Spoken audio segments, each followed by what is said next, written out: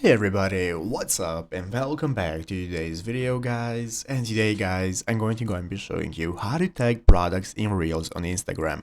This is a very simple thing to do, so make sure to watch this quick and easy video till the very end and follow my steps correctly so you can make sure this works the same for you and you can do this yourself. But yeah guys, let's get straight into it. So the first thing we want to do is go ahead and open up the official Instagram application if you've not already. So if you do not already have it downloaded guys, what you want to do is go ahead and open up the App Store on your mobile phone, search for Instagram and download it. So once you have downloaded and open it up, you'll be greeted by the main page. So log into your Instagram account that you want to post the reel from and that you want to tag the products from, and once you've done so, it's going to look like this. This is going to be our home page, our main feed from where we can get started posting reels. So we're going to click the plus button right here at the bottom of the screen. As you can see, you have a big plus button that's going to enable you to post any reel you want. So go ahead and get started with selecting the video or the image that you want to post as a reel. So I have selected my image right here and my video. As you can see, now I can get started with editing. Here I have my toolbar for all the options that I want to use for adding to my video, to manage it however I prefer.